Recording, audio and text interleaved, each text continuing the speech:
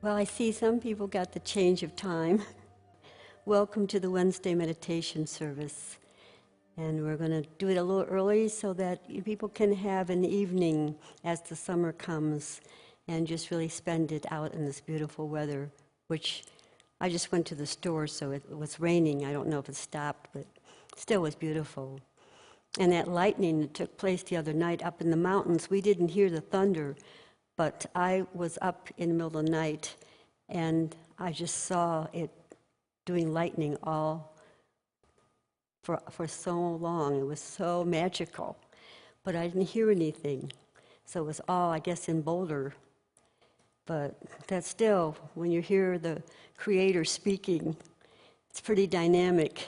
And when you see those lights just bringing out that whole night with this beautiful light happening show, was amazing. So I'm going to read a little bit from the Daily Word. I am gentle and kind. I am a gentle presence, whether with people, animals, or the earth. I have a tender touch that says everything and everyone is worthy of God's love. I speak and act in ways that express this truth. There may be times when I feel the temptation to be a little rough or harsh in my interactions. I take those reactions as a cue to breathe deeply, to calm myself, letting go of anger and irritation. I am once again able to respond with gentle kindness. We all experience those moments. We get going a little ahead of ourselves, and it catches up with us when we try to do too many things and don't stay in that peaceful space. So we're going to do a call and response chant. This is to quiet us down. And don't worry about what you sound like. The whole thing is just to feel what's being said and just go with it.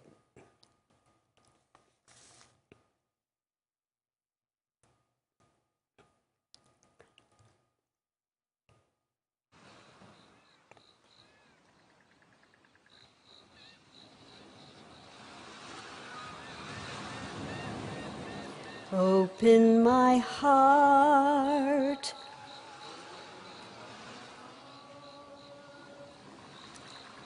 let only love flow through me.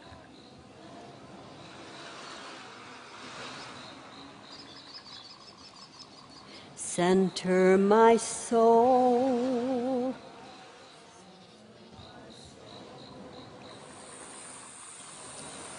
upon the path of peace.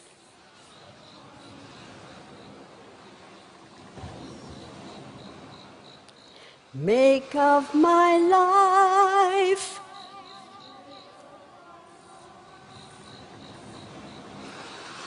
a melody of love.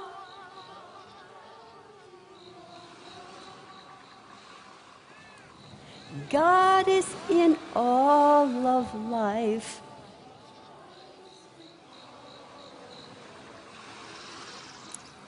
We are all one.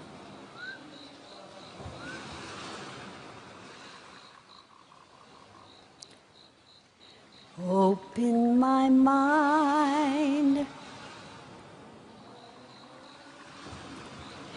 Let kindness flow through me.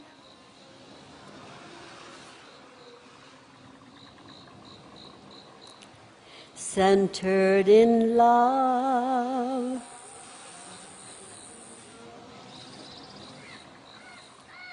A love with no end.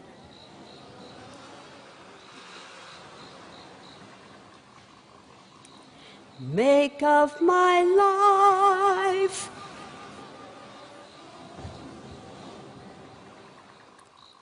a melody of love.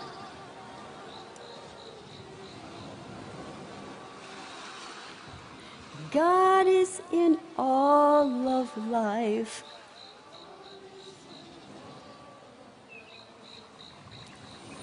We all are one.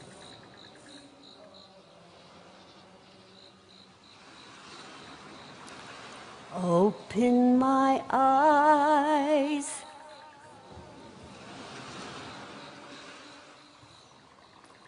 to see love before me.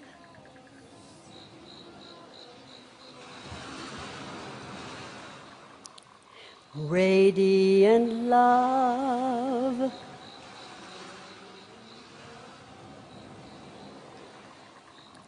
shining through all.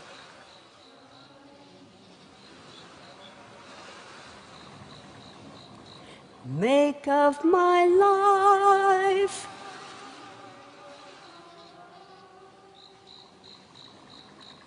a melody of love.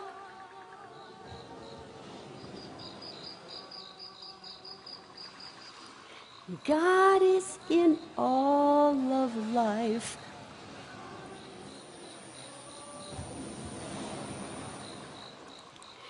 We all are one.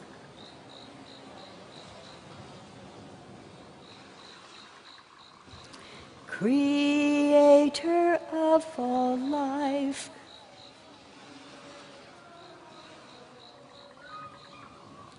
Creator of all life,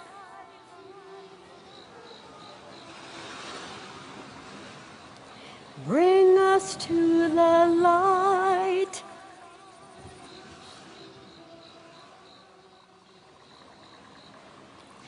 Open my heart. Let only love flow through me. Center my soul upon the path of peace. Make of my life a melody of love.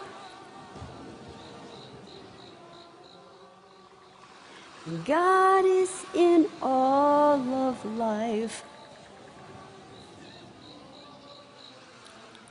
We are all one. Open my mind. Let kindness flow through me. Centered in love. A love with no end. Make of my life a melody of love. God is in all of life. We are all one. Creator of all life, Creator of all life, bring us to the light. Bring us to the light. Bring us to the light.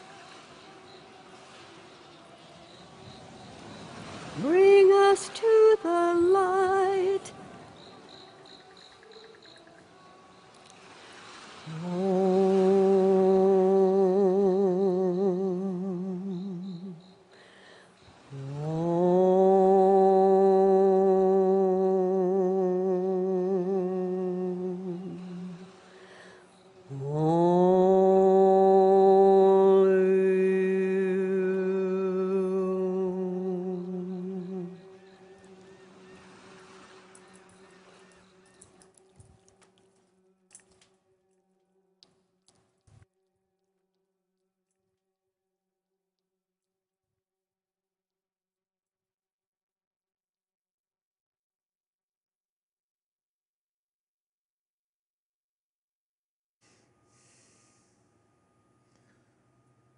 Good evening, everyone.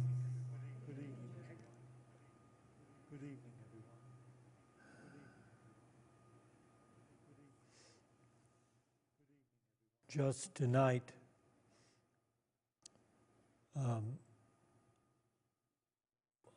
I got my cell phone working. I didn't get it working. Steve Hayes stepped in and understands a lot more about getting these things to happen. But my cell phone is finally working again. It's been out of service for about 6 days. And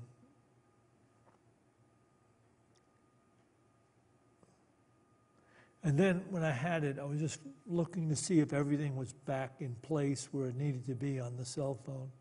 And I ran across a news article about the actor Jamie Foxx, who recently went into the hospital. I think it said a month ago or something. He was very ill. They didn't know what it was, but it seems to be recovering now. They say he's not in any kind of danger, that he will recover. His friends say he's going to be okay. But it just dawned on me that Jamie Foxx is, at this point, he's what you might call $1 million actor. He doesn't, if you get Jamie Foxx for your movie, it's going to cost you probably $5 or $10 million.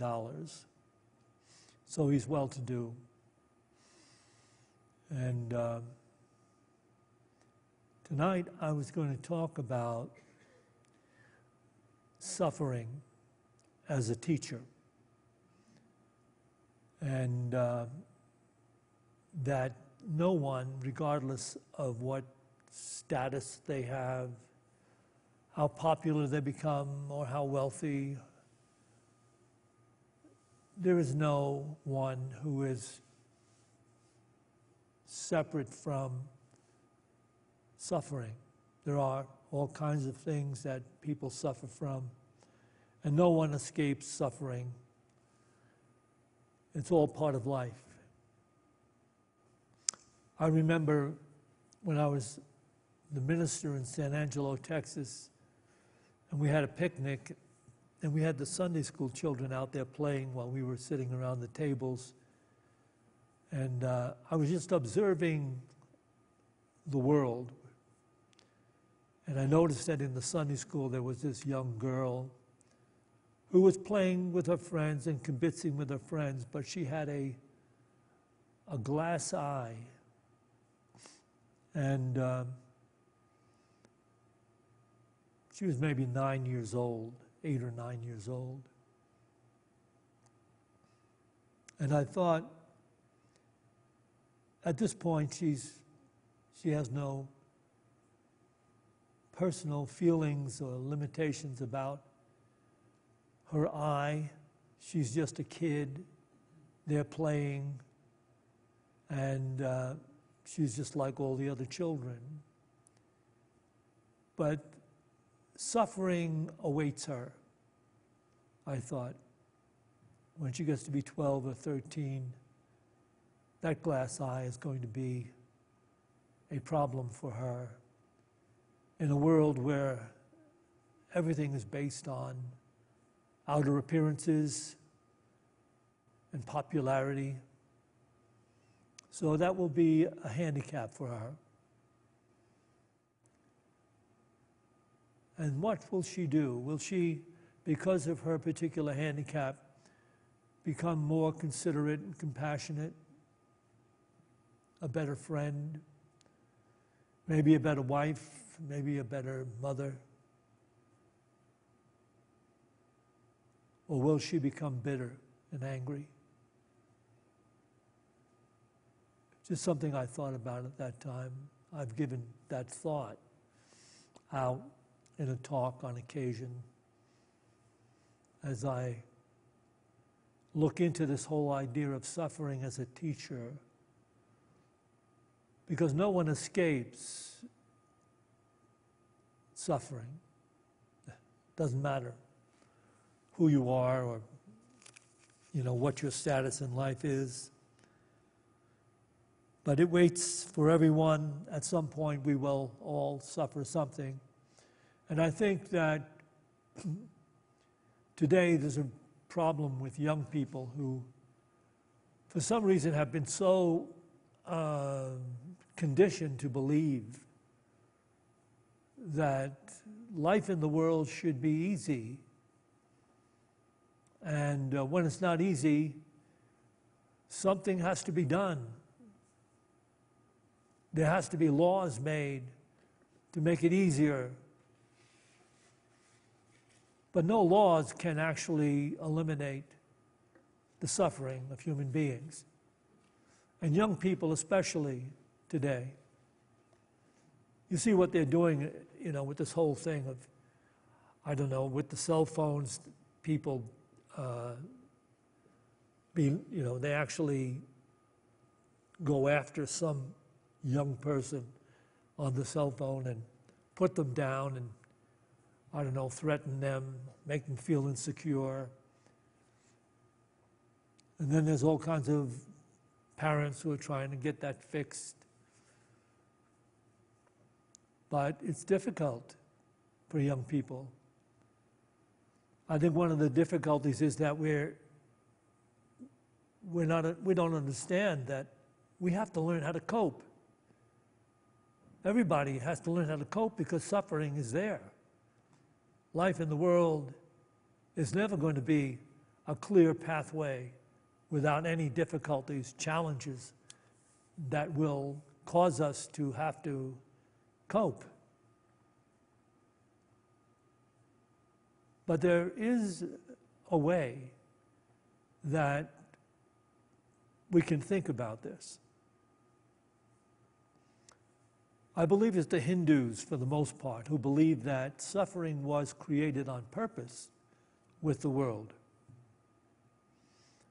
And they believe that suffering is here in the world because it eventually leads us back to our understanding of our relationship with the Creator of the world.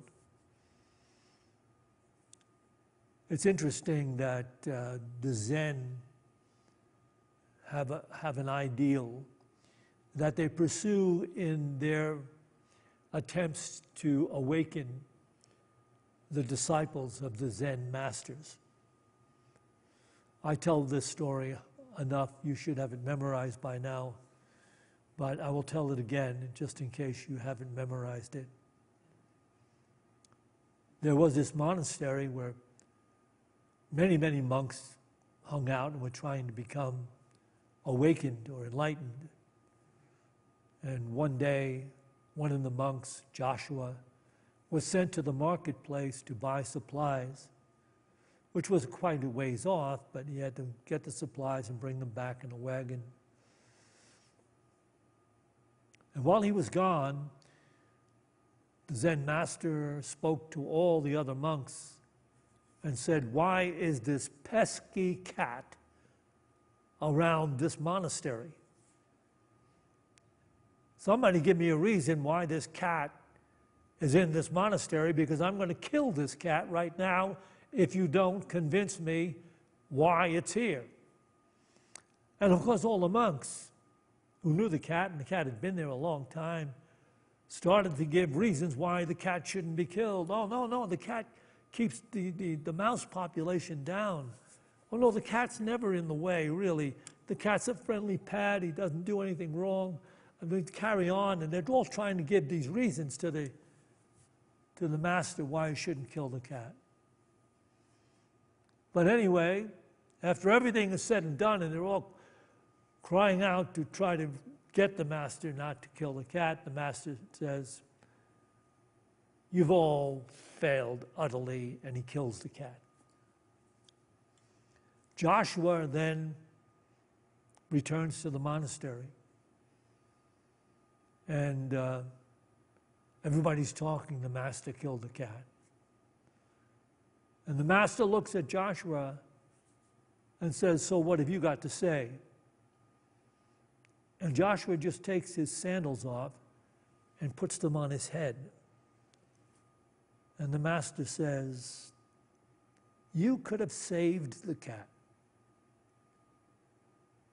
Now, this seems to be a most idiotic story, unless you understand a little bit about what Zen training is actually all about, why they give these disciples a Zen cone for them to solve. They have to solve it. Things like, what is the sound of one hand clapping? What did your mother's face look like before you were born? In the end, what Joshua did was totally illogical, which would have saved the cat.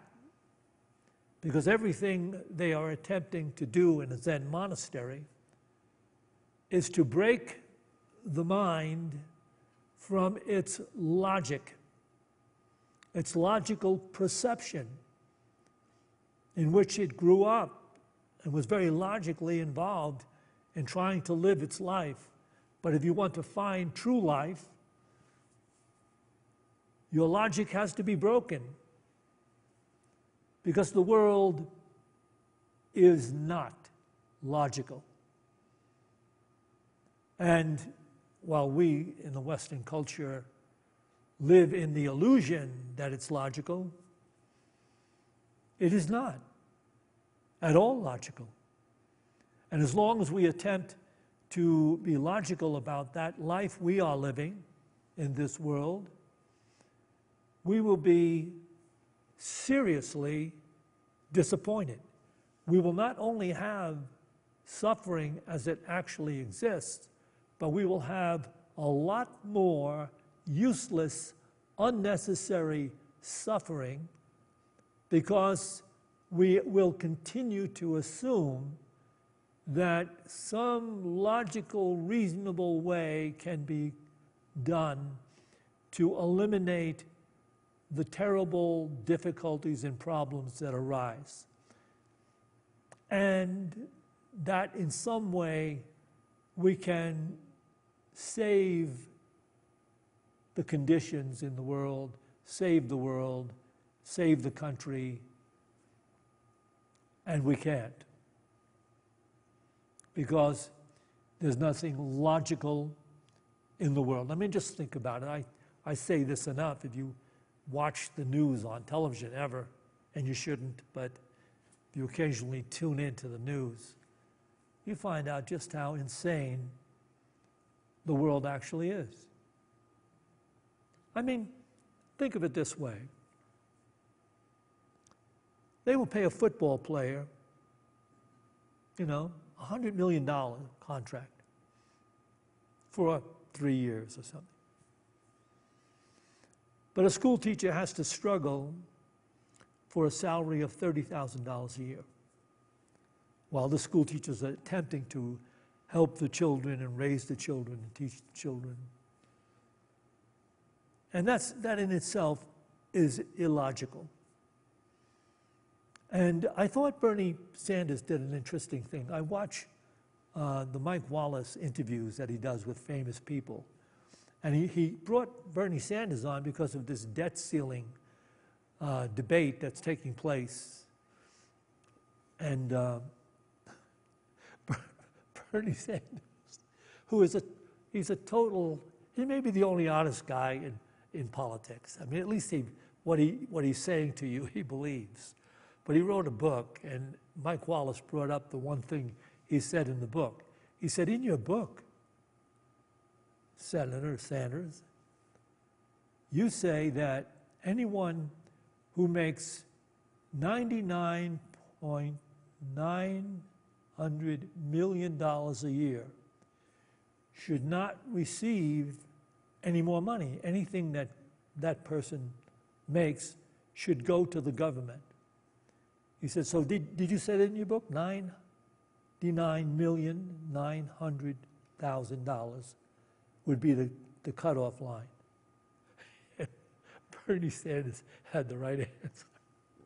He said, show me somebody that can't live on $99 million. So he was trying to say that with all the subsidies, why would this great country of ours be such a debtor country? We owe so much money to China. If they ever foreclosed, we would crash. Oh, but really what would happen is we'd have a nuclear war because we're not going to handle that. But how did we wind up in this debt of trillions and trillions and trillions of dollars? Here's the illogical thing about this world. The world is that huge oil companies that make billions of dollars in profit every year actually received subsidies from our government. Huge pharmaceutical companies that make trillions, not trillions, but millions. Some probably do make trillions. With this vaccine, they'll probably wind up making trillions. And they get subsidies. And sometimes what they do is they get a tax benefit because they're trying to research some drug for some particular disease. And when they find something they think is going to work, they will charge so much money for that drug. I know people that receiving a drug, they need like 2 or 3 shots a month. And they can only get it because their welfare or something takes care of the money.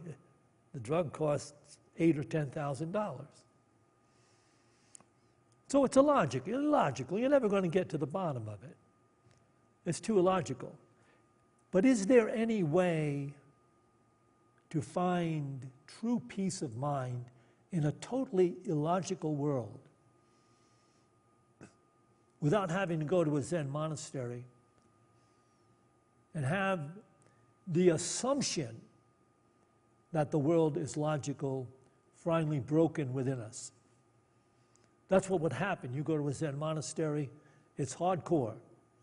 The object there is to break your personal assumption that the world is logical.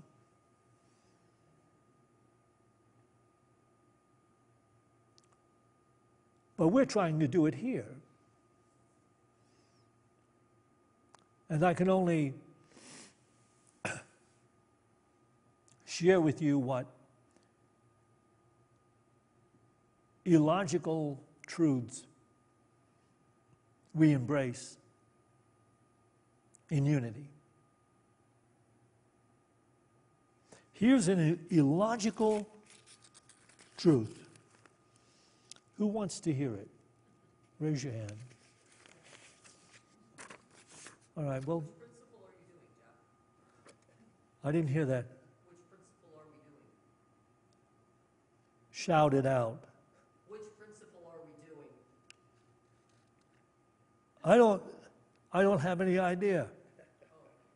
I don't know what particular principle. I'm just speaking from what I feel guided to speak insightfully.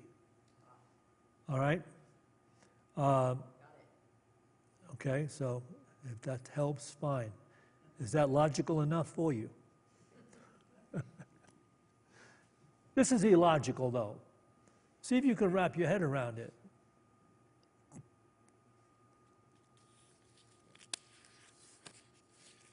You can read this in the Gospel of Luke, chapter 22, verses 24 to 27. A dispute also arose among the disciples as to which of them was to be regarded as the greatest. And the master said to them, "The kings of the Gentiles, that is in the outer directed world, exercise lordship over them, and those in authority over them are considered great. But not so with you. Rather, let the greatest among you become as the youngest, and the leader as one who serves. For which is the greater according to the world? One who sits at the table and is served, or the one who serves? Is it not the one who sits at the table according to the world?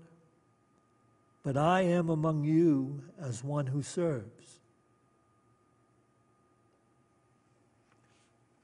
So especially to the Western culture, Western thought, this is illogical.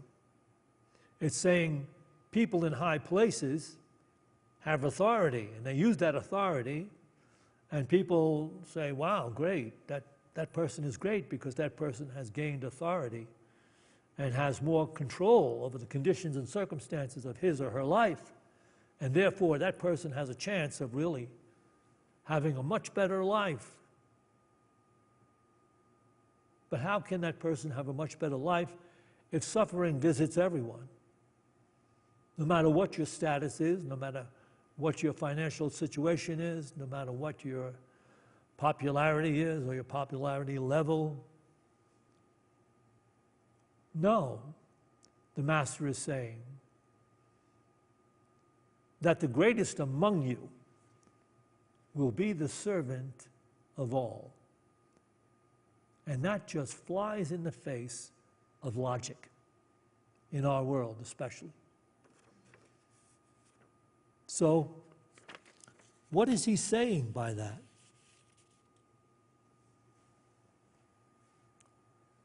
I will try to explain it, because on Sunday, when we were talking about the flaw in A Course in Miracles, it turns out that the flaw really is the whole concept that we have to annihilate the ego. We have to eliminate the ego in our quest for enlightened happiness and peace of mind. But it turns out that that's not the way to happiness or peace of mind. The ego must be elevated to the level of understanding true love, because then the ego serves. The ego must become subservient to the inspiration that comes from the presence of spirit at the core of our being. Then the ego can actually be of value in the process of awakening. So here we are, talking about living and finding peace in a world that is totally illogical. And most of us are not going to go to a Zen monastery and go through the assiduous, practices that they go through in order to find their way into the truth that makes them free of the assumption that the world is logical.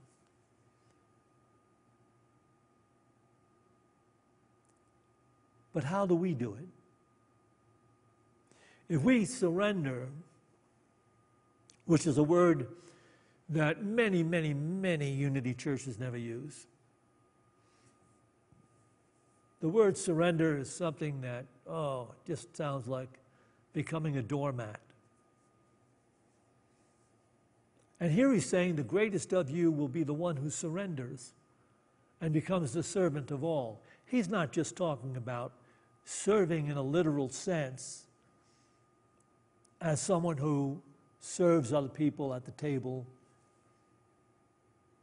but he's talking about a consciousness that no longer operates in the logic of the world and its pursuit of worldly treasures instead of spiritual awakening. The pursuit of worldly treasures with the idea that in the end it's going to free you and make you happy, that isn't going to take place. Suffering of some kind will find you. Suffering found Jamie Foxx. He's a multimillionaire today. Suffering will find us. But if we want to actually come into the life truly worth living, is to surrender the illusion based on the idea that one can make the world serve its desires, purposes, expectations. And no one can do that. No one will accomplish that. What does it mean to be surrendered to the moment? Eckhart Tolle tells us very clearly.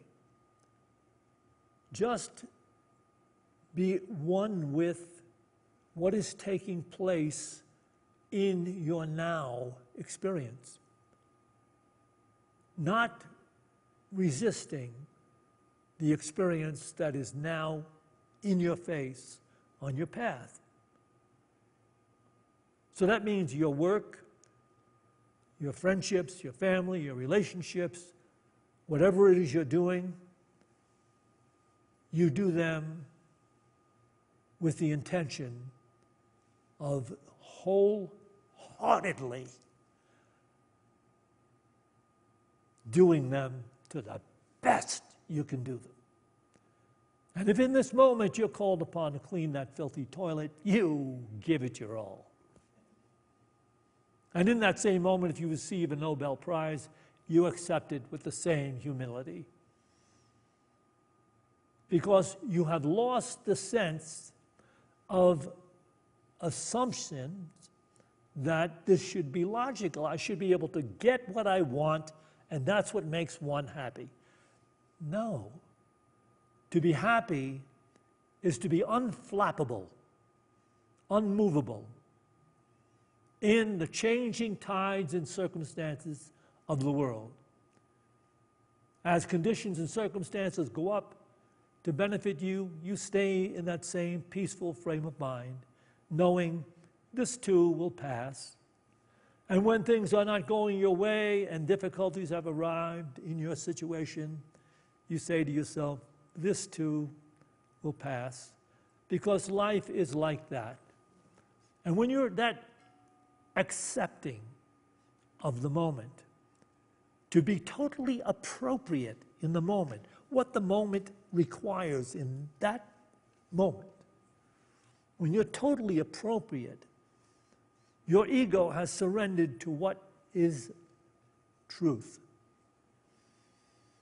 And until we are able to do that in some reasonable, all over the period of time, some reasonable period of time,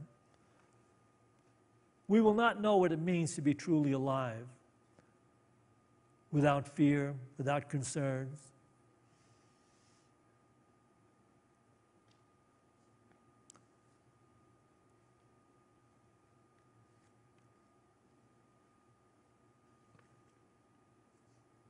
That's why spiritual practice is required. One has to be mindful, because the mind that grew up in this Western culture has been conditioned to the assumption that it's logical. People that make a lot of money, people that become powerful, they're the ones that have arrived and understand what life is really all about. But the master of life is saying, no, just be wholehearted in whatever you decide to do. People say, what should I'm trying to find my place in the world. What can I do? I said, do what you love doing.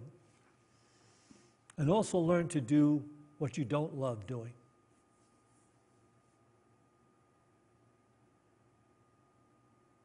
To the degree that we can do that we can meet each moment as the servant of that moment, allowing it to be what it is, and seeking to do the best we possibly can with what the moment presents us with, that only is the path into the kingdom of God.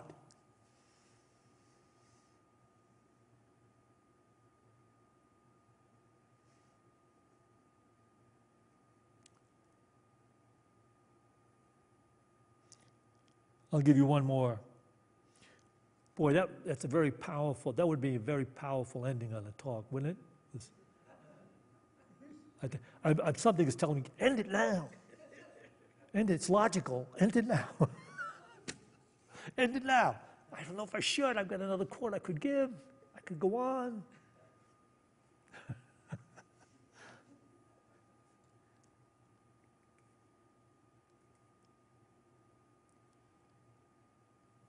I want somebody to give me $10 million so I can find out directly how unhappy it's going to make me.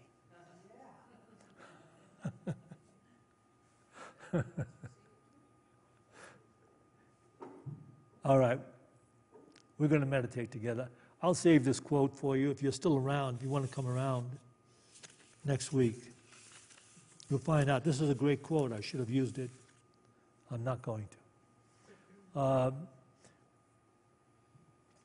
So just take a couple of deep breaths and see how close we can all come to being here. Accepting that where else would you have such peace as to be okay with your life just the way it is, just where you are in life right now. So that's part of it, just resting in the miracle of this moment, just as it is.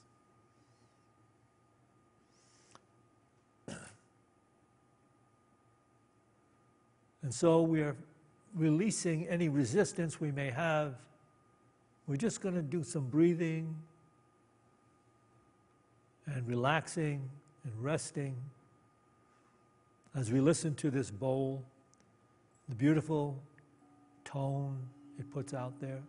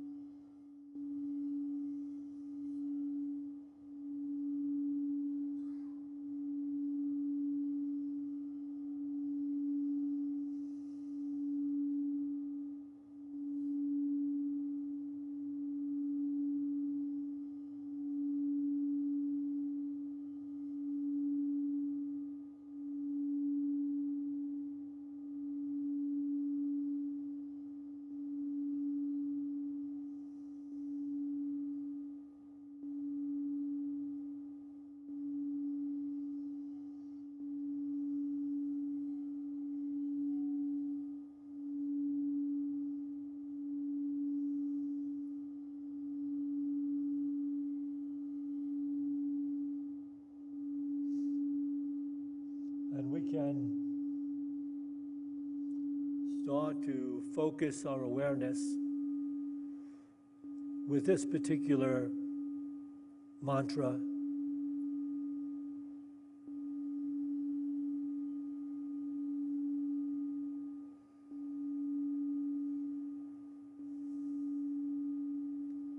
Having no imagined separate self, with no imagined needs, only love is given, only love received. Having no imagined separate self, with no imagined needs, only love is given, only love received.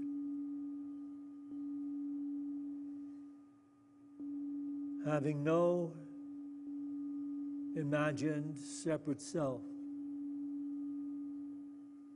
with no imagined desperate needs, just to be here now is all that love believes. Just to be here now is all that love believes.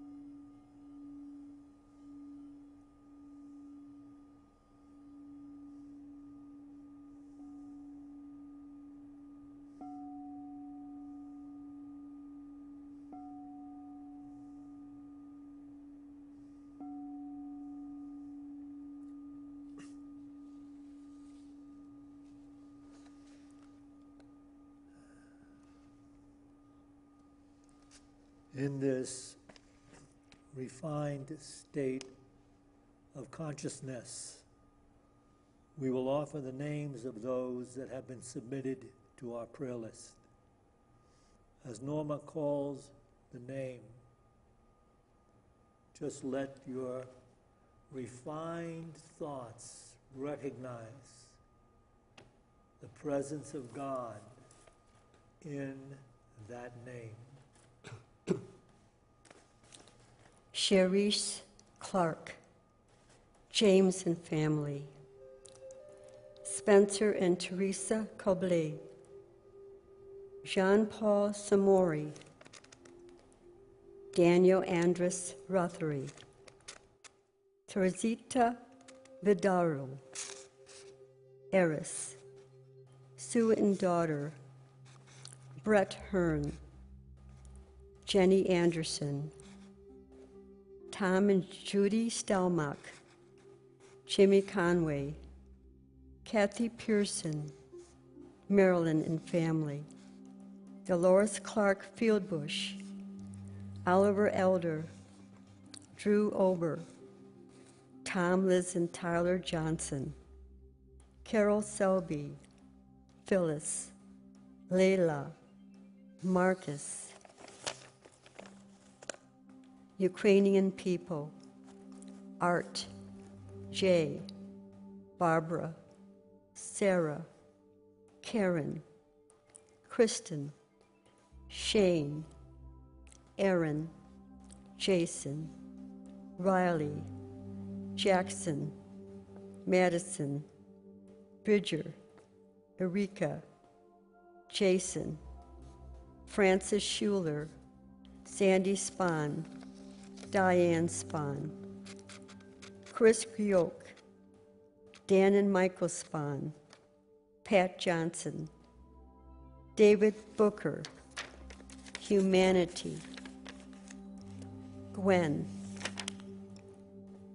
Gigi Nichols, Audrey Hutchinson, Cynthia Hutchinson, Velania Hutchinson, Allie Dish, Eleni, Will, Jay and Shelby, Julia Saya, Karen Burke, Suzanne McCarthy, Jeremiah McCarthy, David McCarthy, Francis McCarthy Jr., Chris McCarthy, Colton and Bryce McCarthy, Michael Nutke, Elaine McCarthy, Darcy, Cassie, Roxy, Zane, Caitlin, Christine Conti, Lisa, Fran August, Alex and Tina Ray, Old Age Suffering, Annie Rudolph, Sandy Bigtree. And you can call out a name at this time if you would like to do so. Sandy Spahn, Jim Spahn, Diane Spahn, D. Matthew and family, that's Casey and family, that's Daniel and family. We see this healing light surrounding the prayer box and all the people's names that have been submitted throughout the week. We see them healed physically, mentally, and spiritually.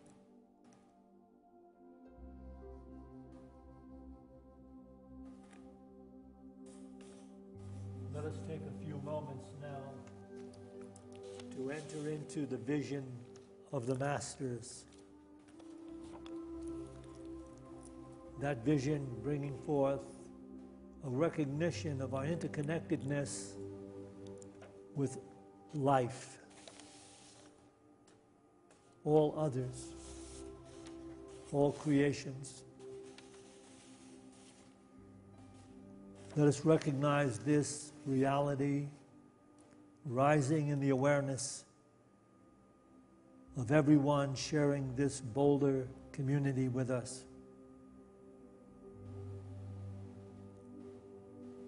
And this divine awareness rising in the consciousness of everyone sharing the state of Colorado with us. And this consciousness spreading to every person sharing these United States of America with us. And this consciousness moving in the awareness of everyone in every nation, in every culture in the world. And this consciousness just bringing forth the new heaven in earth, a place of harmony and insight, wisdom and love. As we pray, the light of God surrounds us. The love of God enfolds us. The power of God protects us. The presence of God watches over us. Wherever we are, God is. And God is love.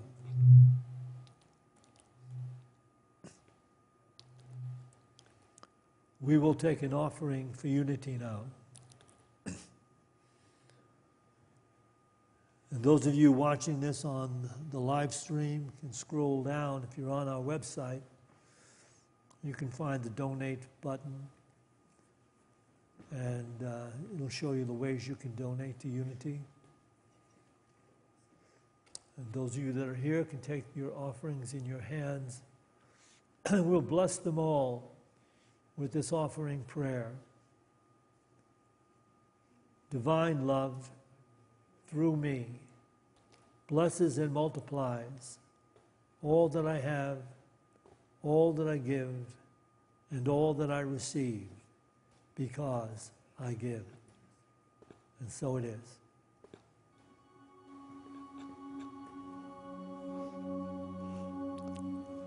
I am spirit, I am peace. I can feel the joy of release. Let my body go, let my thoughts gently flow. I am one with all. I am spirit, I am peace.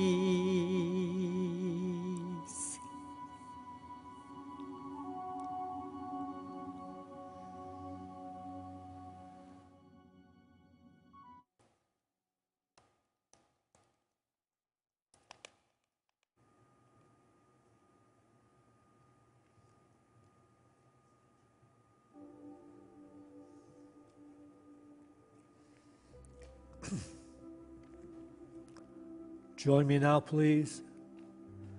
We dedicate this tithe to the will and the work of the Spirit of truth and to the victory of the Spirit of truth. Amen.